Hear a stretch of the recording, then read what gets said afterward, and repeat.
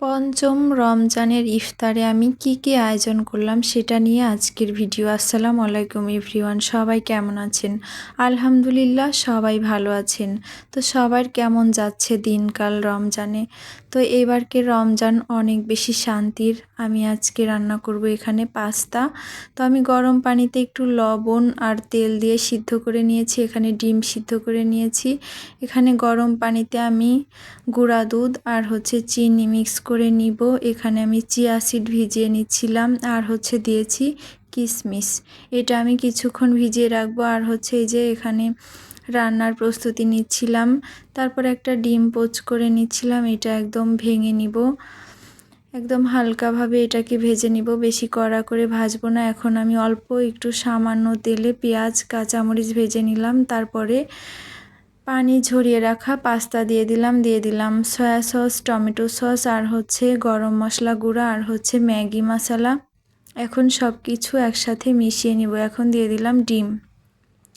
আজকে রান্না করছিলাম শুধুমাত্র ডিমের পাস্তা। তারপরে স্বাদ মতো লবণ দিয়ে একদম নেড়ে চেড়ে নিলাম।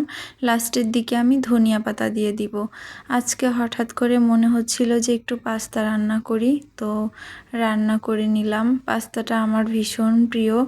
তো রমজানে এক এক দিন এক এক রকম ইফতার করতে আমার কাছে অনেক বেশি ভালো লাগে।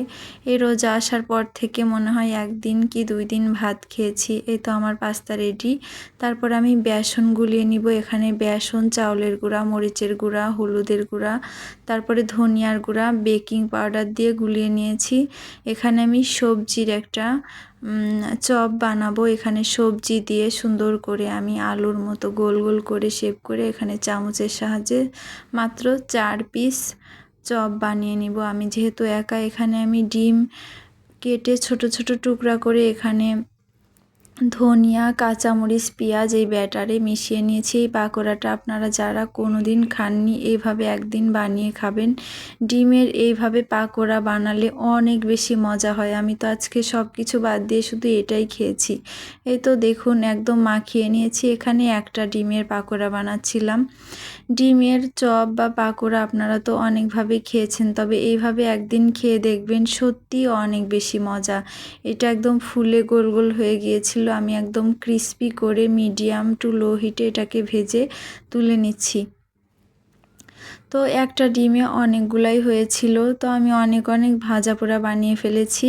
এখন আমি যেই চিয়া সিডটা ভিজিয়ে রেখেছিলাম সেটার সাথে কলা, আপেল আর খেজুর ছোট ছোট করে কেটে মিক্স করে নিলাম। এটা কিন্তু রমজান মাসে ইফতারে ভীষণ ভালো লাগে আর শরীরের জন্য এটা অনেক বেশি উপকারী। আমি ইফতারের জন্য সব কিছু রেডি করে নিলাম, পাস্তা, তারপরে চিয়া সিডের এই ডেজার্টটি, তারপরে কিছু ফল, খেজুর, কুল, এই যে এখানে 4টি চপ, তারপরে এই যে ডিমের পাকোড়া। এটা ভীষণ টেস্টি, সেটা আর বলে বোঝানোর মতো না। আর লেবুর শরবতটা আমি ইসবগুলের ভুসি আর লেবু দিয়ে বানিয়েছি। আমার ডেজার্টটা ভীষণ মজা হয়েছিল। আজান দিয়ে দিয়েছে, বিসমিল্লাহ বলে আমি খেজুর খেয়ে নিলাম, তারপরে শরবত, তারপরে একে একে আমি সব কিছু টেস্ট করে দেখছিলাম।